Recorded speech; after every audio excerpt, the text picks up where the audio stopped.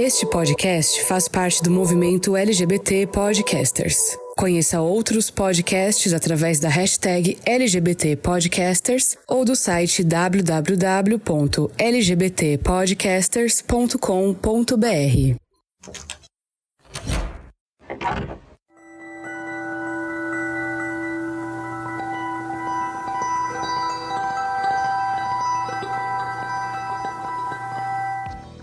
O que significa perder alguém? Como é de repente ter uma ausência, uma falta inesperada do seu lado, um vazio repentino para o qual você nunca se preparou? Muitos de nós, se não todos nós, esquecemos que a vida é um ciclo e, como tal, chega uma hora em que ela se transforma.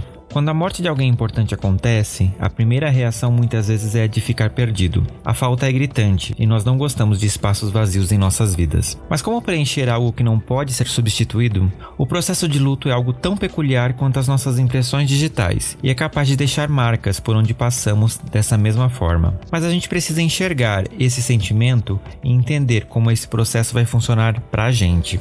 Nesse ano, assistimos muitos lutos acontecerem, em esferas pessoais ou não. Todos nós perdemos alguma referência, uma pessoa querida, um ícone que vimos anos a fio e que não pensamos nunca que um dia estaria fazendo falta. Mas o luto é um caminho pedregoso que nós vamos trilhar, mais cedo ou mais tarde. Cabe a nós apenas decidir qual o calçado mais confortável para os nossos pés antes de caminhar por ele. Eu sou Fernando Arazão e esse é o Fora do Meio, o podcast que faz parte da rede LGBT Podcasters, que você encontra no @Fora do Meio Podcast no Instagram ou Fora do Meio Pod no Twitter. Armário aberto. E para discutir esse tema que é da mesma forma que o nosso episódio anterior tratou sobre morte, dessa vez a gente vai para o outro lado do processo, né? Que é um tabu tanto quanto a própria morte, né? Eu tenho aqui uma convidada mega especial para conversar comigo sobre esse tema interessante e importante da gente discutir.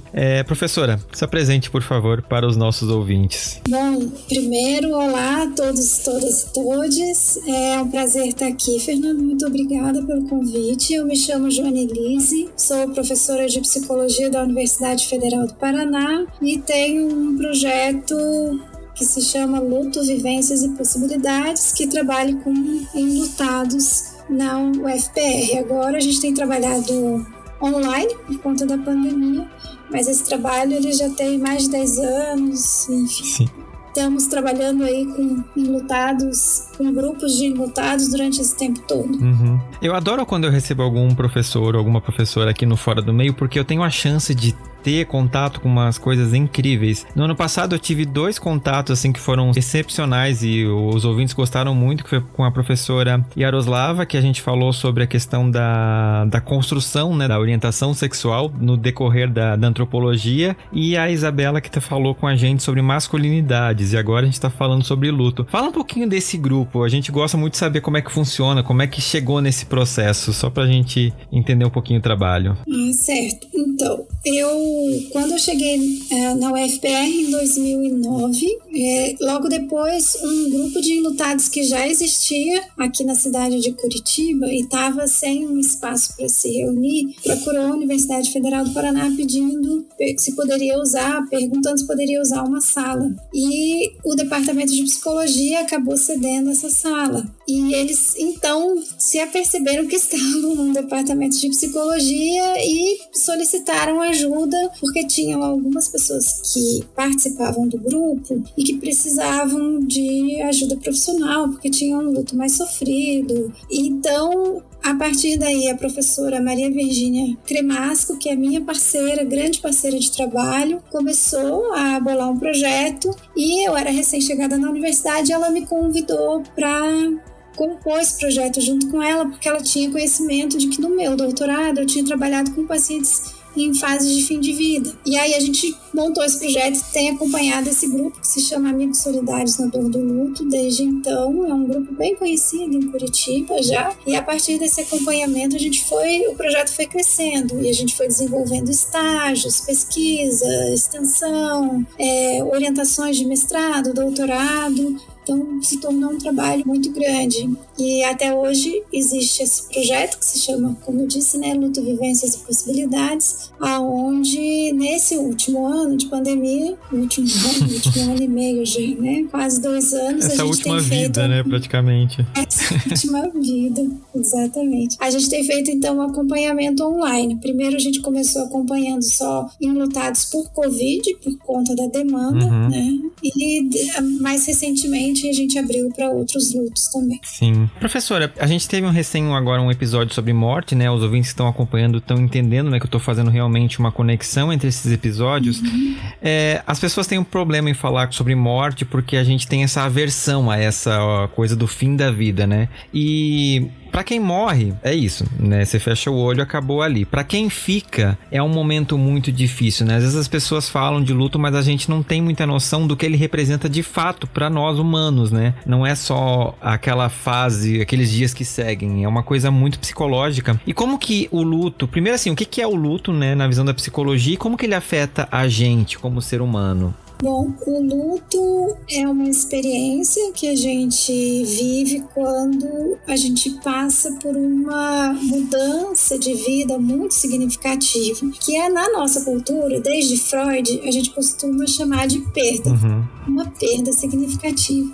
Eu trabalho com a psicologia existencial, então eu sempre olho para o luto por uma outra perspectiva, que é dessa experiência da existência no mundo. Isso quer dizer o quê? Essas palavras aí difíceis, encavaladas, né? Quer dizer que eu compreendo o luto a partir dos sentidos que a gente dá para a vida da gente. E quando eu comecei a estudar o luto, eu comecei a me perguntar, será que essa experiência é mesmo uma experiência de perda? Ou o que é que atravessa, né? E quando eu comecei a me perguntar e tentei deixar de lado ou suspender, como a gente fala, todas as preconcepções que a gente tem sobre o luto, o que eu percebi? Que o luto, ele é uma experiência que acontece, principalmente o luto de morte, né? Ele acontece depois de uma ruptura de uma relação que é significativa, que faz a gente experimentar um certo desaparecimento de um mundo, um desaparecimento de sentidos, de coisas que eram importantes pra gente. Eu vou tentar dar um exemplo bem concreto que eu tenho dado desde o início da pandemia e que me parece que fica muito acessível. Lembra logo no início da pandemia, quando o mundo muda de repente? De um dia para o outro, a gente começou a experimentar uma estranheza diante do mundo, como se a gente tivesse perdido aquele mundo presumido, aquele mundo que a gente já contava com ele, que a gente já achava que as coisas estavam certas, que elas iam seguir num determinado rumo. E aí aquela suspensão, aquele mundo que desapareceu fez a gente ficar se questionando diante da vida, o que é que está acontecendo? Por que as coisas estão sendo assim? E será que a vida tem sentido? E qual que é o sentido das coisas? O que eu quero investir para mim agora? E é exatamente assim que os enlutados se sentem, quando uma relação importante, ela se rompe por conta da morte. Porque quando a gente fala de luto, na verdade a gente está falando de relação. E a gente começa a entender isso melhor justamente quando a gente pensa o que é uma relação. E do ponto de vista da psicologia existencial, a relação é aquilo que nos constitui, é aquilo que permite a gente ter um mundo, ter sentidos, perceber os sentidos, instituir os sentidos na vida, dar sentido às coisas. Então, quando alguém que é importante na nossa vida se vai, aquele mundo de sentidos que a gente compartilhava desaparece. E aí a gente fica diante desse mundo que desapareceu, precisando dar sentido para essa vida sem esse outro. Sim.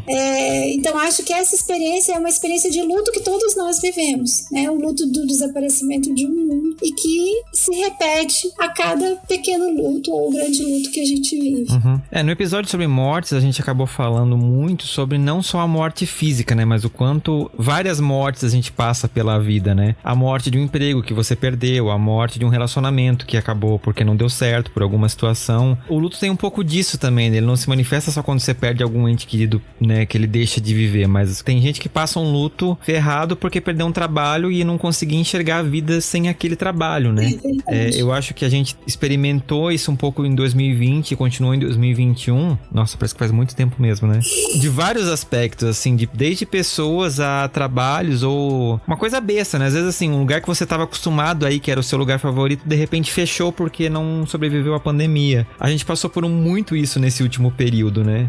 Só que o luto por morte, ele tem uma característica que eu acho que difere dessas outras perdas, né? Dessas outras experiências, que diz respeito à irreversibilidade da morte. A morte é irreversível, ela Você não tem o que fazer diante dela, o que nos dá uma sensação de impotência muito grande, né? E uma necessidade de quase começar do zero, digamos assim, porque essa irreversibilidade faz com que aquilo que eu experimentei com aquela pessoa, naquela condição, não tenha nenhuma condição de se repetir. Quando uma pessoa está viva, ela ainda vai interagir comigo de alguma forma, eu posso conversar com ela, enfim, mesmo que eu não tive uma relação, rompi essa relação, vamos supor, há sempre aberta a possibilidade de uma conversa, de um diálogo e de uma ressignificação. Mas quando uma pessoa falece, não tem essa possibilidade, ela está encerrada. E além de tudo, ela vai remeter à nossa própria finitude também. A morte do outro, por essa condição de irreversibilidade, nos remete ao fato de que todos nós somos mortais. Então, de uma certa forma, a gente acaba encarando a nossa própria finitude, o que torna diferente, me parece. Sim. Enfim, embora eu acho que a gente possa até pensar o luto também nessas outras situações, me parece que por morte ele tem uma marca um pouquinho diferente. Sim. Justamente por essa característica definitiva, né? De ser algo definitivo, que se impõe. E é isso, né? De forma... Não dá pra voltar atrás. Não, de fato, eu acabei falando isso. Esse foi um ano, assim, que eu tive uma experiência de perda. Não, ninguém morreu, assim, mas eu tive uma experiência que me deixou muito triste. Eu comecei a fazer terapia bem nessa época e disse, você tá passando por um processo de luto. E eu olhei aquilo e disse, luto? Aí conversando, né? E eu, tipo assim, putz, é verdade, né? A gente acaba passando isso, assim, você não esquece que existem essas outras possibilidades. É interessante, às vezes, a gente até nomear pra gente poder lidar com aquilo de alguma forma, né? E eu fui dar uma pesquisada nisso e realmente tem muito. Tanto que as pessoas falam muito das fases do luto. E eu não fazia ideia que isso existia. Foi muito louco, assim. A gente pode falar um pouquinho disso pra quem não conhece e acha que é só sentir uma grande tristeza. Não, a gente tem mesmo essas coisas das fases, né, que a psicologia fala. Ai, Fernando, mas então eu vou contrariar esses estudos aí que você viu, na verdade, porque assim, houve um momento na psicologia que a gente realmente falava de fases do luto, né? E que a gente acreditava que essas fases, elas aconteciam inclusive numa ordem específica e que uma era condição para a seguinte, mas hoje a gente já sabe, com os estudos mais recentes, de que não há fases do luto. O que acontece? Existiu uma pesquisadora que chamava Elizabeth Kubler-Ross, que ela foi muito importante nos estudos do morrer e do luto, e que praticamente desbravou essa área, porque foi a primeira pessoa que se interessou em sentar do lado de alguém muito doente na beira da morte e escutar essa pessoa de verdade. E aí ela falou mesmo de algumas experiências possíveis de acontecer às pessoas que estão perto de morrer e às pessoas que estão enlutadas. Mas quando os outros estudos eles vieram, né, eles mostraram que essas experiências elas são possíveis, mas elas não são as únicas, nem tampouco elas se dão como fases ou estágios. E ainda tem algumas pessoas que não passam por essas experiências. E quando a gente fala assim e trata dessa forma o luto como se fosse uma fase atrás da outra, isso para algumas pessoas acaba sendo fonte de muito sofrimento, porque justamente elas não sentem dessa forma. E eu já recebi muita gente nos grupos falando, nossa, professora, mas o que está acontecendo? Eu tô lendo isso aqui, era para eu já estar na fase de aceitação, mas aí eu volto para barganha, eu vou para raiva, fico negando e parece que tá tudo misturado e que eu tô no vai e vem, então eu tô muito doente, né? Eu tô muito ruim. Aí a gente diz, não é nada disso. Então, assim, são descrições que ela fez de um contexto muito específico que tem relação também com o contexto cultural de como aquele grupo, né, vê e enfrenta a morte e o morrer, mas a gente sabe que existem várias outras possibilidades de experiência diante da morte e do morrer, inclusive algumas pessoas que nem sentem, nem experimentam aquilo que está descrito ali. Isso eu tenho visto que é muito importante de se falar, eu acho que foi muito bacana, porque para muita gente é libertador. Sim. Então, por exemplo, até alívio. Uma coisa que a gente geralmente não associa ao luto, mas o alívio ele pode ser também sentido nessa experiência. Assim, sei lá, desde você olhar que aquela pessoa que veio a falecer estava sofrendo muito por uma doença crônica ou uma doença já de fim de vida, né, em fase terminal, e aí você sente um alívio de, puxa, ela não está sofrendo mais, ou às vezes você estava numa relação que podia ser uma relação abusiva ou que você não estava muito satisfeito, você também pode sentir alívio, misturado com outros sentimentos, com a morte daquela pessoa. Então, o que você vai sentir, ele depende muito da sua história, da relação que você tinha com aquela pessoa, do grupo cultural que você está inserido, né? Então, por exemplo, os povos originários vão ter uma forma diferente de lidar com o luto, vão ter rituais diferentes e provavelmente eles vão passar por experiências diferentes daquela que a maioria das pessoas, enfim, que moram nas cidades e que tem uma ascendência branca, por exemplo, de classe média vão sentir, né? Então, hoje a gente já trabalha muito nessa direção de desmistificar essa ideia de fases. Eu tenho uma amiga até que brinca, assim, olha, o luto não é jogo de videogame, vai ter fases. Sim. Então, não sei se ficou claro. Ficou. É por isso que, gente, ouvintes, quando eu falo que eu gosto muito de fazer esse podcast, é por causa desses momentos. Eu aprendo horrores com isso. Eu não fazia ideia que já tinha evoluído, porque realmente eu li muito e todas eles falavam das fases, e eu lembro de eu estar tentando, tipo assim, então eu tô aqui. Aí, e justamente eu passava por essa situação, tipo assim, não, eu tava com raiva no momento, no dia seguinte eu tava, tipo assim, barganha. Aí eu voltava pra raiva e pensava, tipo assim, não, pera, calma, em que momento eu tô, assim, sabe? Eu ficava muito com essa confusão, mas eu acabei aceitando porque pra mim aquilo era uma coisa fechada, mas que bom que não é. Olha como os estudos e a ciência é importante, né, pra gente continuar compreendendo a nossa própria realidade. Sabe, e assim, é interessante a gente olhar porque tem vários estudos que mostram que durante muito tempo não foi feito nenhum estudo sobre esses estágios e eles foram assumidos assim, de forma bem geral dentro da psicologia, do senso comum, como se fosse assim e pronto, né? Eles pegaram aquilo que a Kubler-Ross tinha descrito e isso já se generalizou sem estudos. E aí, quando as pessoas começaram a estudar a partir de um foco diferente, que foram percebendo que não era bem assim, que tudo bem, ela tem um grande valor histórico e pela coragem que ela teve de falar sobre isso, mas que ela simplesmente descreveu possibilidades que eram típicas daquele contexto. Sim, era um recorte, né?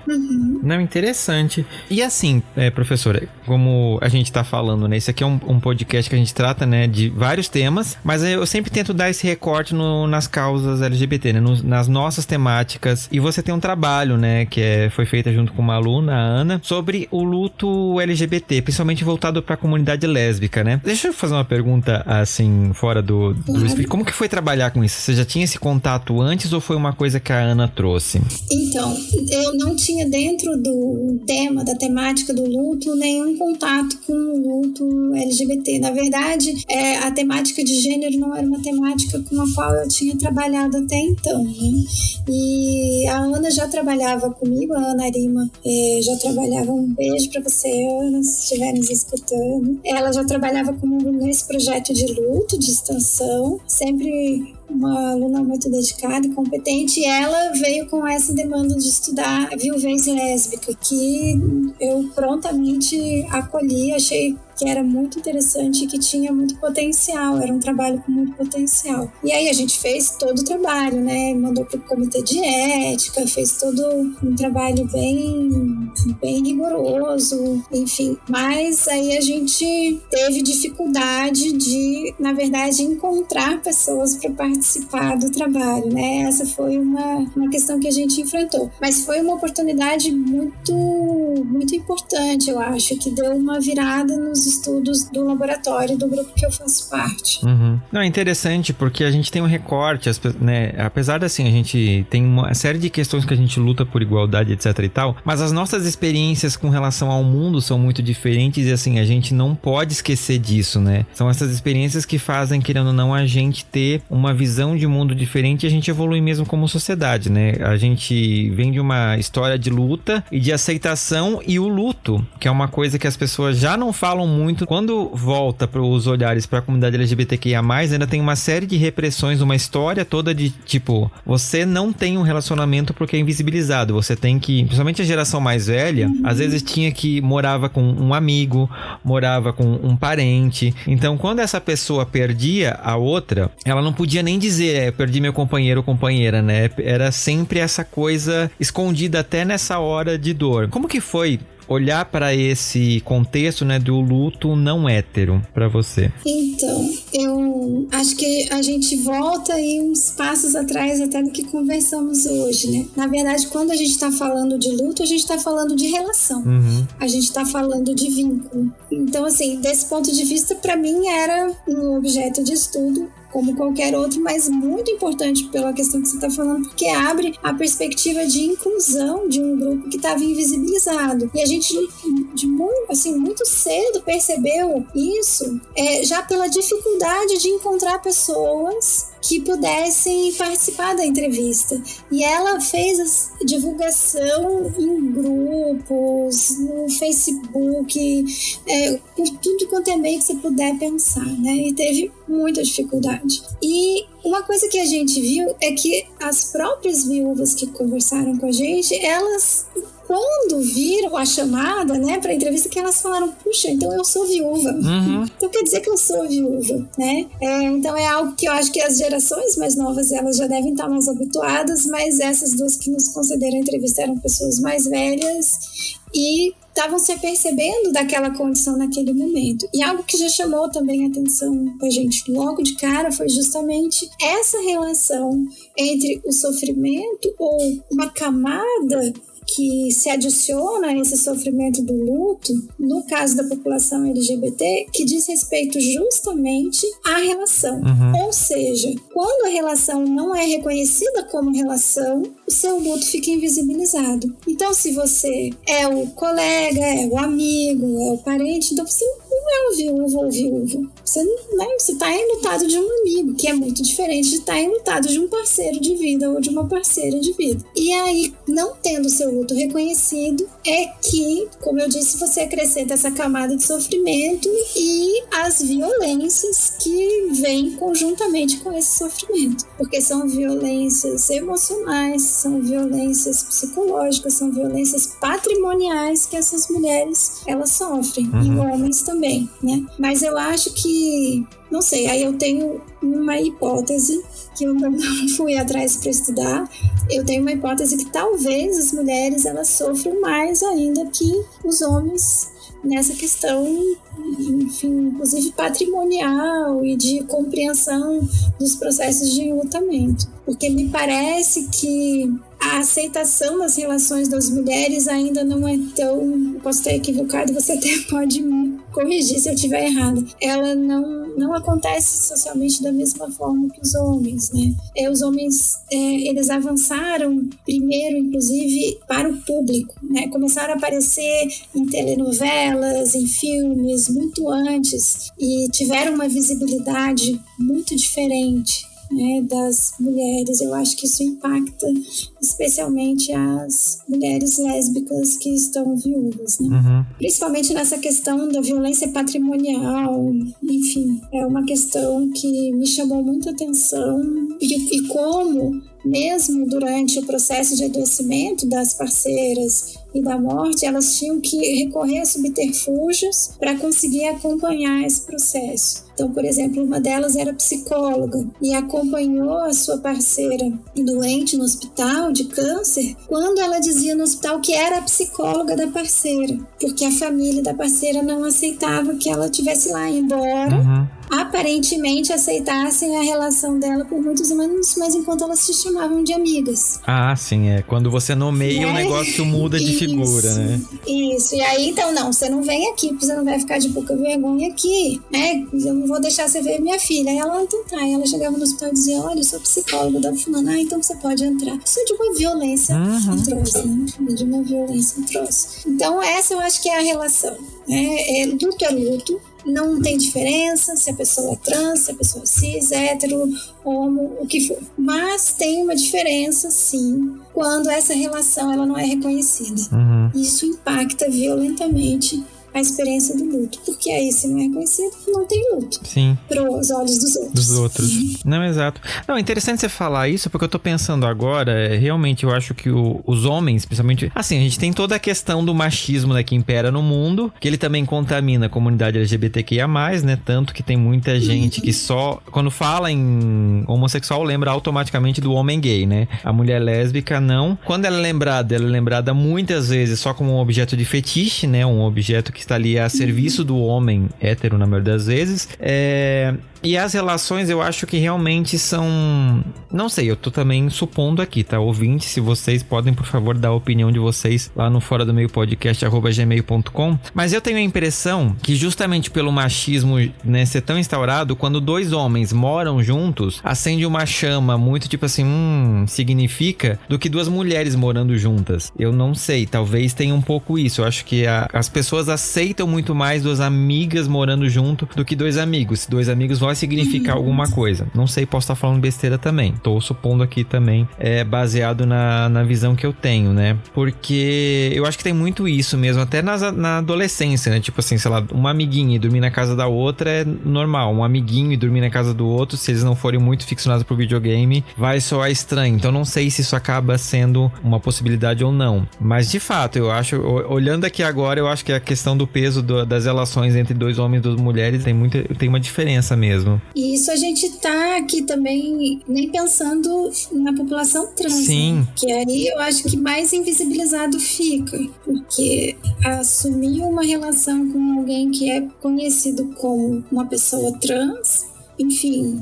E essa relação ser reconhecida pelos familiares é algo muito difícil e raro. Sim. Então eu imagino que para a população trans essa experiência seja ainda de uma complexidade redobrada. Sim. E aí isso sem falar nas outras camadas que a gente pode pensar, por exemplo, de alguém que é lésbica e negra, e trans e negro, né? E por aí vai. Sim. Enfim, então quanto mais uma pessoa que sofre preconceito e que está à margem da sociedade, mais ela vai, se ela não tiver um grupo que apoie, né, e que dê esse suporte para ela, maior a probabilidade dela sofrer nesse luto. Sim, de fato. Pensando aqui agora, realmente... E é assim, a gente já não fala do luto LGBT, eu tô pensando aqui agora realmente.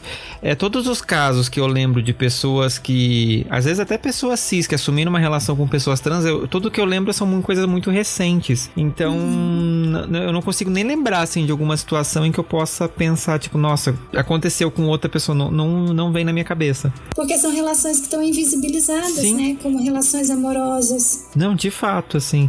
E a gente, né, hoje saiu uma notícia no dia dessa gravação que a gente tá, de novo, né, no ranking do país que mais mata pessoas trans no mundo. No mundo. Vou repetir de novo, tá, gente? No mundo, Brasil. E eu tô pensando agora, né? Quantas dessas pessoas deixaram pessoas enlutadas, família, uma relação amorosa ou etc. E a gente realmente esquece dessa parte da população, né? Das pessoas que ficaram. Uau!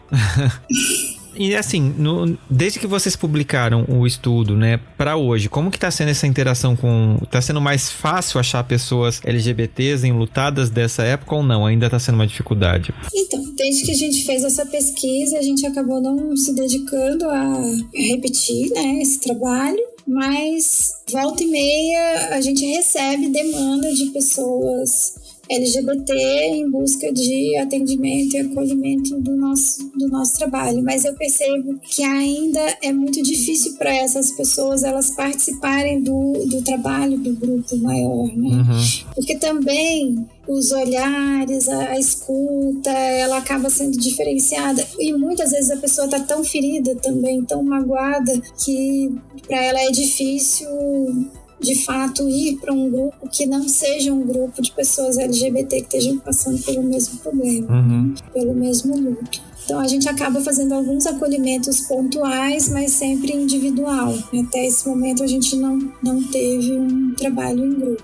Eu sei que, assim, tem algumas iniciativas de trabalho. Eu já ouvi falar, mas eu não conheço pessoalmente nenhum grupo que faça esse trabalho, mas eu já recebi algumas notícias, né, de que há grupos que trabalham assim. Sim. E nesses atendimentos, nessas conversas, assim, por mais que a gente fale, né, o sentimento é o mesmo, porque somos todos humanos, né? O nosso sentimento é o mesmo, mas tem essas diferenças por causa desses recortes sociais, né?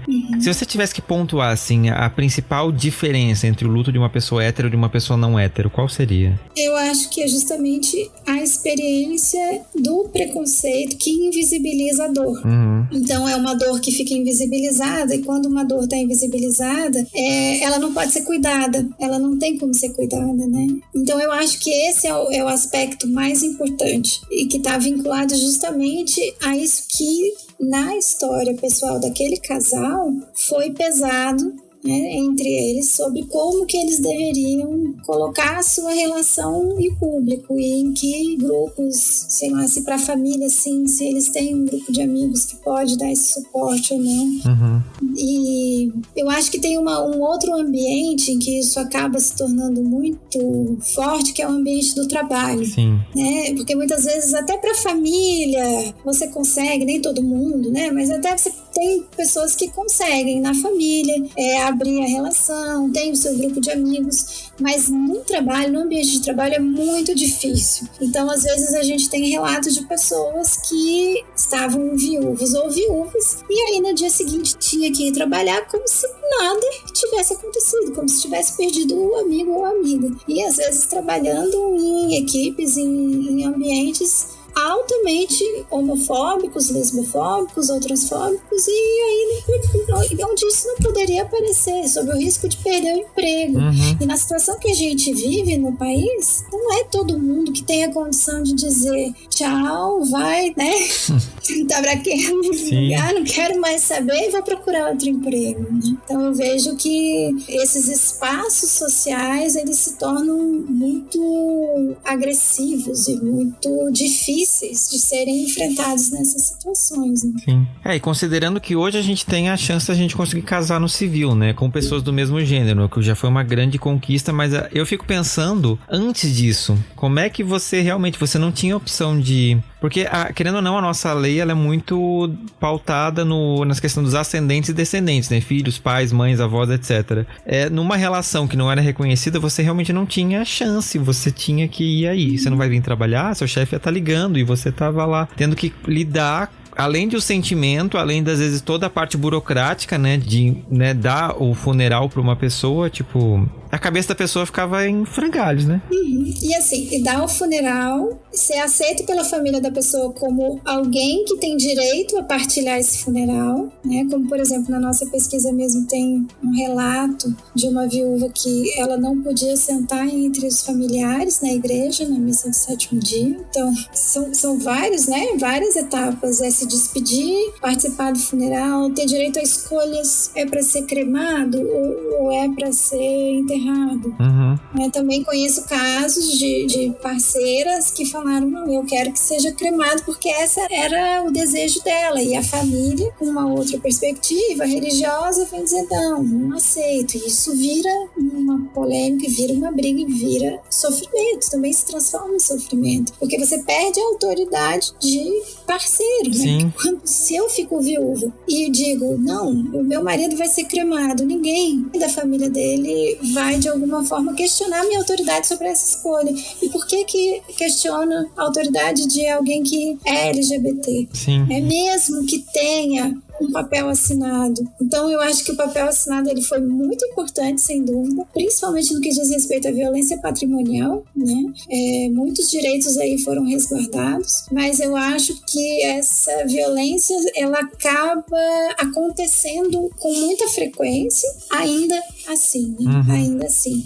E eu acho que tem uma outra violência aí que é o lado invisível dessa nossa lei.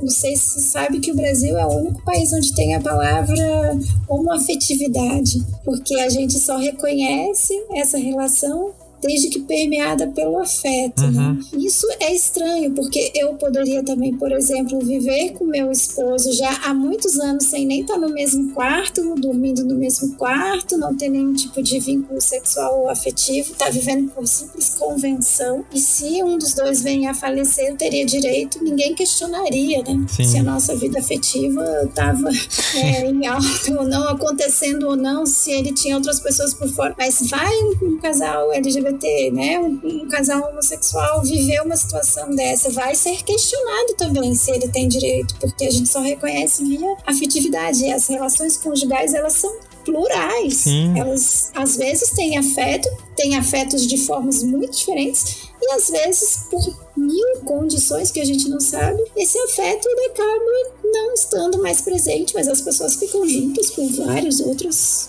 motivos e questões, né? Então, assim, eu acho que tem, né? É um grande avanço, foi uma conquista, mas a gente ainda tem muito para caminhar. Com certeza. Nesse nosso contexto brasileiro, né? Sim, héteros. Quando a gente fala de privilégio, a gente tá falando disso, tá? É só desse direito de fazer essas coisinhas básicas que vocês já fazem. E a nossa conversa agora me lembrou aquela cena de Veneno da série, né, que fala lá da transexual espanhola. E se você não assistiu, gente, desculpa, vai ser um spoiler, talvez, ou não, se você é uma pessoa que lê notícias. Mas no velório dela, na série, mostra que os amigos não puderam entrar. E a gente falou no nosso último episódio sobre morte da importância dos rituais, né, pra gente conseguir, na nossa cabeça, colocar um fim, né, dar significado àquilo. E além da questão, né, imagina, se às vezes pra uma viúva, pra um viúvo conseguir entrar no funeral do próprio companheiro já é complicado com dessas situações, amigos é um outro rolê muito pior, né? E também rola um luto ali, né? Porque você também tinha uma relação com a pessoa. Certeza. Principalmente numa comunidade que é tão violentada, né? Principalmente numa comunidade que é tão violentada e que tem esse suporte como um dos pilares, me parece, olhando de fora, né? Eu vejo, assim, o afeto como sendo algo muito importante. Inclusive, quando eu escuto as viúvas e os viúvos LGBT, eles me falam muito isso, da preciosidade que foi, ao atravessar o processo, ter os amigos do lado, dando esse suporte, reconhecendo que aquele sofrimento, legitimando aquele sofrimento como um sofrimento de viúva e viúva. E aí também se estende a isso que você está falando, aos amigos, né? Eu acho que os amigos, eles têm um papel muito significativo na vida de todos nós, mas me parece que em especial nesse contexto. E você não poder se despedir de um amigo é muito violento também. É muito violento. Sim, com certeza. E professora, quando a gente tá falando de luto, né, às vezes a gente não sabe realmente lidar, né? E eu falo isso não só dentro da comunidade LGBT, claro, a gente tem as nossas questões que são muito peculiares, mas no geral, né, a gente falou um pouquinho isso no episódio sobre morte, mas a gente não adentrou justamente porque eu ia fazer esse episódio especial, né? Como que a gente lida? Qual que é a melhor forma de lidar com uma pessoa enlutada? Essa é uma pergunta bem importante, porque hoje em dia a gente, com o enfraquecimento dos rituais, né, na nossa sociedade, a gente perdeu um pouco o parâmetro do que fazer quando alguém está enlutado, como fazer. Eu acho que a primeira coisa que a gente precisa fazer é se perguntar se eu estou preparado para estar junto com o outro na necessidade dele. Porque lidar com um enlutado é, antes de mais nada, poder acolher aquilo que ele tiver necessidade naquele momento, poder estar junto. E quando a gente quer ajudar alguém, às vezes a gente acha que ajudar é fazer pelo outro, né? E aí a gente acaba impondo pro outro aquilo que é bom pra gente. Só que o luto é algo que é muito particular. E geralmente, na verdade, não é nem sempre, eu ia dizer nem sempre, mas em geral aquilo que é bom pra mim não é bom pro outro, não serve pro outro. Então, assim, é preciso muita delicadeza, muita abertura, paciência, porque tem muitos enlutados que são repetitivos, que gostam muito de falar da perda, de lembrar da pessoa amada, ou estão precisando chorar essa perda, mas tem outros que já não vão querer falar. E assim, não tem problema. A gente costuma sempre patologizar tudo, né? Os enlutados falam muito pra gente, nossa, parece que eu não posso fazer nada, porque se eu choro ainda tá chorando? Sim. Se eu não choro nossa, mas não tá mais chorando, né? Você já superou. E às vezes não, a pessoa só tá vivendo trabalhando e fazendo outras coisas e realizando outras coisas porque ela precisa de respirar. Mas aquela pessoa que foi importante na vida dela e que marcou o que ela é, o modo como ela é no mundo, ela não pode ser arrancada da vida, ela não vai ser arrancada. Então o luto, eu digo que é uma coisa que não passa. Ela tá a vida inteira com a gente, mas ele é uma experiência que tá a vida inteira com a gente, mas uma experiência que vai mudando. Só que a gente pode ser revisitado por essa experiência em vários momentos da vida, mas voltando como ajudar, né? Então eu acho que existem momentos diferentes. Aquele primeiro momento do luto, que é o mais agudo, é que a pessoa fica muito desorientada, às vezes ajuda muito mais a gente até fazer coisas mais concretas do que ficar falando, né? Muita coisa na pessoa, ou forçar ela a falar, forçar ela a fazer alguma coisa. E o que eu digo com coisas concretas? Sei lá, às vezes a pessoa tem um bichinho de estimação, mas ela não tem força para levantar do sofá ou da cama. Leva o bichinho de estimação para dar uma volta, leva o cachorrinho para dar uma volta e tal, que precisa. Você viu que a pessoa não conseguiu nem fazer a comida. Vai, dê uma sopinha lá com ela. Sabe, às vezes essas coisas bem concretas, elas são muito importantes nesse primeiro momento. Uhum. Agora, depois é justamente estar disponível para esse outro. Estar disponível e de alguma forma comunicar para ele: olha, eu tô aqui junto com você. Se você quiser sair, eu tô aberto para sair. Se você quiser ficar em casa, quiser ficar sozinho, eu entendo, mas saiba que eu tô aqui, né? Não colocar regra pro outro daquilo que é bom, dizer que ele tem que fazer alguma coisa. Não, ele tem que aprender no seu tempo aquilo que é bom para ele. E se a gente puder estar junto nesse processo, melhor. E assim, as pessoas são muito variadas. Uhum. Eu conheço gente que odeia falar, odeia que chegue e pergunte: mas como que você tá? Né? E tal. E tem outros que falam: puxa, mas ninguém pergunta. Por isso que eu digo que vai muito da sensibilidade. De qualquer forma, eu posso no final também indicar para vocês uma cartilha que o meu grupo produziu, que é justamente como ajudar alguém em luto. Dá algumas dicas assim de como que a pessoa se sente, as reações possíveis, o que é o luto e algumas ideias nessa tentativa de aproximar a realidade do outro, né? De deixar a gente mais sensível a essa realidade. Só que é como eu falei, antes de mais nada é se perguntar: eu tô disposto? Eu tô pronto para escutar e para sustentar isso que a pessoa vai dizer e vai compartilhar comigo? Seja chorar muito ou falar de uma coisa completamente diferente, né? Sim. Esse é o primeiro passo. A gente tem muito essa mania, às vezes, como ser humano, né? E foi uma coisa que eu falei no episódio lá sobre Setembro Amarelo, de querer se colocar à disposição o tempo todo. Tipo assim, não, fulano pode contar comigo porque eu tô aqui, não sei o que. Aí quando a pessoa realmente vai contar com você, você tipo assim, meu Deus, não sei lidar com isso, e sai. E a pessoa se sente desamparada, ela se sente abandonada, porque é muito fácil pra gente do lado de cá falar, tipo, o luto, porque não sei o que, é só você não pensar nisso, é só você, sei lá, vai sair, esquece, vai, sabe? É muito fácil pra gente cagar a regra aqui, né? Falando como as pessoas realmente falam. E quando você tá na situação mesmo, você pode se planejar pra isso a vida toda, pensar nisso a vida toda. Quando chega a hora, você não faz a menor ideia de como você vai reagir de fato, porque nem a gente sabe. Exatamente.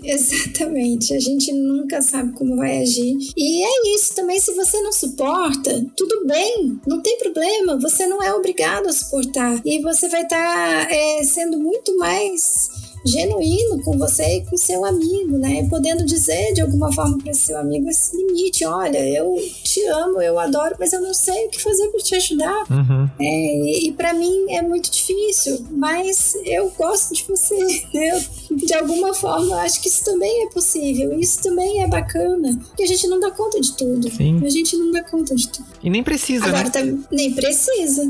Agora, achar que é fácil só dizer esquece, ninguém esquece quem amou. Ninguém esquece quem amou. Mesmo aquele que você fala assim: não, tudo bem, hoje tô mais tranquilo e tal, mas a gente sempre sabe o que eu fui com aquela pessoa, o que a gente viveu junto, o que ela me ensinou a olhar o mundo, né? De que mundo é esse que ela me apresentou e que agora faz parte do que eu sou. E lembrar das pessoas, a gente lembra justamente porque elas fazem parte desse mundo. Então, enfim, uma mãe que perde um filho, né? Na hora que ela tá cozinhando feijão, isso é uma coisa que eu escutei hoje até: eu tô cozinhando feijão que a minha filha gostava, eu vou pensar nela. Não adianta vida, né? Ou uma outra mãe que casa um filho e já perdeu um primeiro filho. Na hora que ela casa o segundo filho, ela vai ser revisitada pelo luto. E ela vai lembrar, ela vai falar, puxa, se meu filho tivesse vivo, será que ele também teria casado?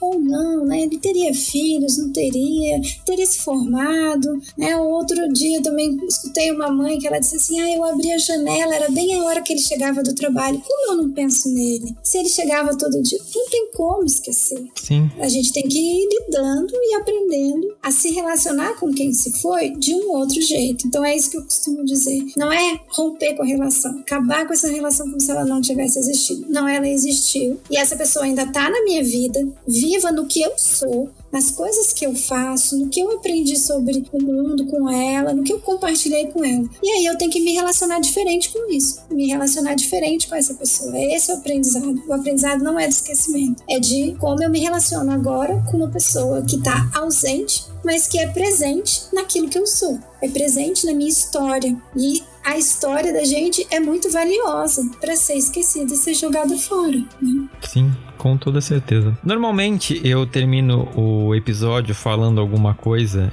e eu não vou nem me arriscar depois dessas últimas palavras suas, porque eu acho que é exatamente isso que a gente precisa pensar, né? Quando eu tive a situação, né, no ano, quem acompanha o podcast viu que eu até parei de produzir episódio por um mês, assim, porque eu precisava me recuperar e até as pessoas falavam comigo, às vezes elas soltavam em algum momento da fala, tipo assim, e eu pensava, putz, isso me lembra o fulano.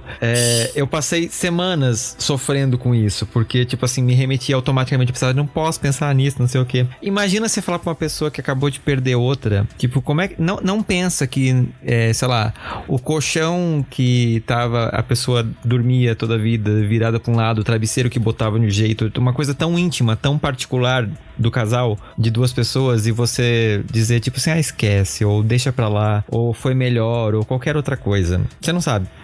Você não faz ideia. Não tem como você saber. Mesmo que você pudesse pegar aquele sentimento e botar pra você ia sentir diferente. Porque cada um é único, né? Por isso que é bacana a gente estar falando sobre isso hoje, para as pessoas. Você não precisa consertar, porque não tem nada quebrado.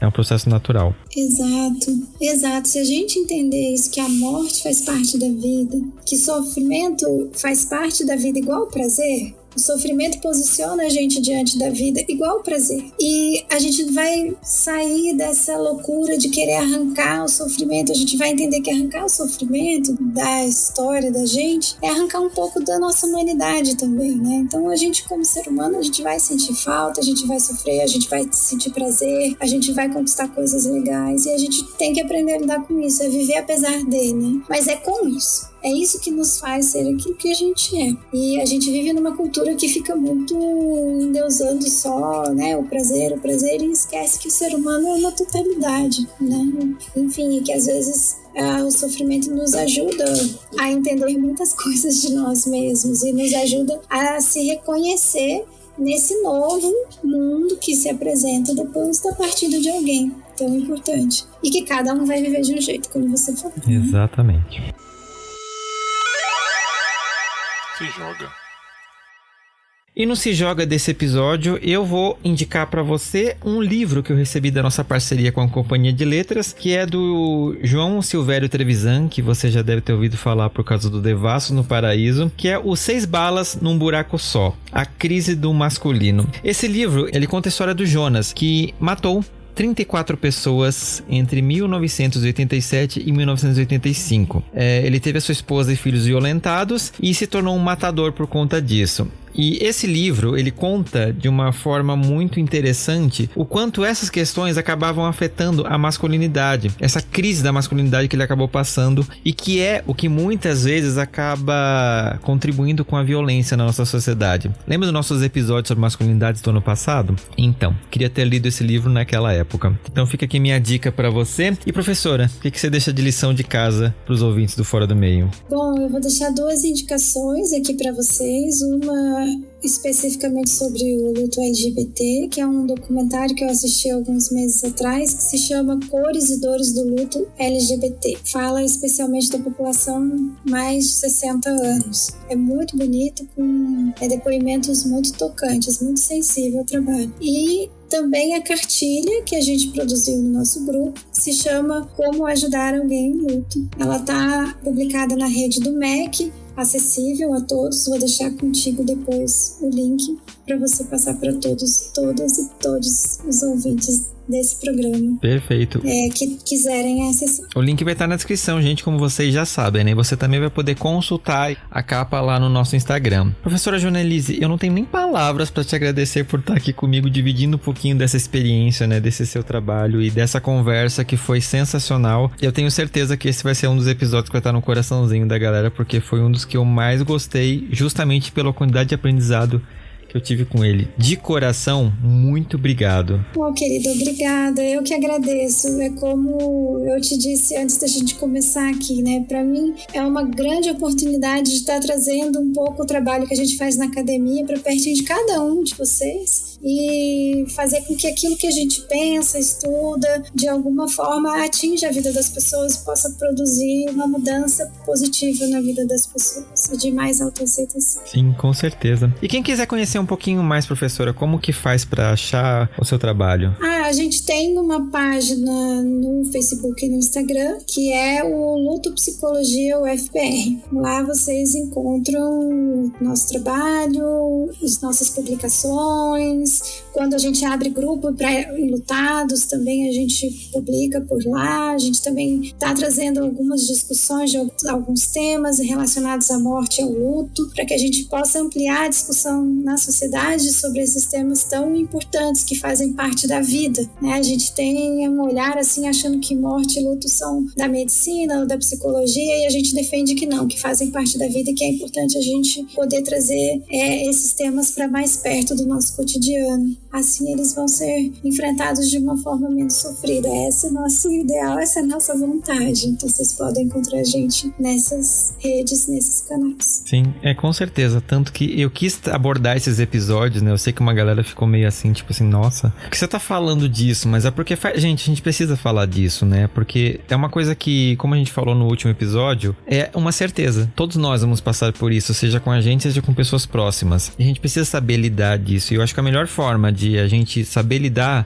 é conhecer. Esse é um dos motes que eu sempre falo aqui no podcast. E eu quero muito saber a sua opinião. O que você achou desses episódios? Te ajudou hoje? Você já passou por uma situação dessas? Manda pra gente no foradomeiopodcast@gmail.com ou através das nossas redes sociais no @foradomeiopodcast no Instagram ou Fora do Meio Pod no Twitter. E antes da gente encerrar esse episódio, eu quero mandar um beijo mega especial para algumas pessoas que colaboram com esse podcast financeiramente e que me ajudam a manter esse projeto vivo. Essas pessoas são o Anderson da Silva, a Denise Mendes, e eu quero dar as boas-vindas à nossa mais nova colaboradora, a Luane Maranhão, que nos apoia através do aplicativo da Aurelo. Se você gosta muito do trabalho que eu faço aqui no Fora do Meio e acha que eu mereço alguma recompensa financeira por isso, para me ajudar a manter esse podcast no ar, eu te convido a ir lá na Aurelo ou nas nossas plataformas que tem financiamento coletivo.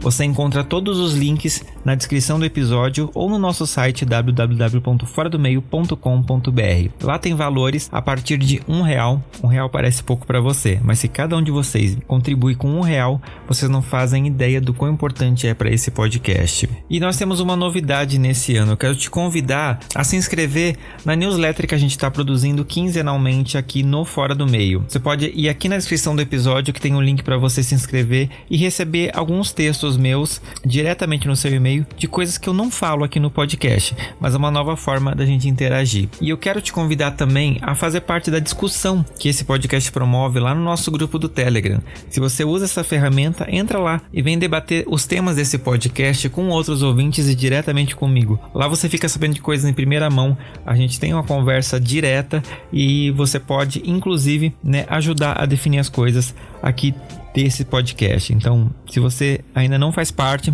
vai aqui na descrição do episódio e vem fazer parte também desse grupo de ouvintes do Telegram. Professora, de novo, muito obrigado. Estou muito feliz com o resultado desse episódio. E ouvintes, eu espero vocês daqui a 15 dias em mais um episódio do Fora do Meio. Deixo aqui um tchau para todos, então, todas e todos, e mais uma vez, muito obrigada pela audiência. Estamos disponíveis nas redes sociais, caso vocês precisem de algum suporte, podem nos comunicar através das redes. Perfeito. Eu quero mandar um beijo especial pro Giovanni, que me indicou a Ana, que me indicou a professora para fazer esse episódio, né, gente? Um beijo para vocês. Eu acho que vocês são os responsáveis por a gente ter concluído essa série de 3 episódios falando de temas pesados, né, que a gente não gostaria de estar falando, mas que, como a gente já falou, faz parte da vida, a gente precisa conhecer. Então, é isso. Um beijão. Tchau.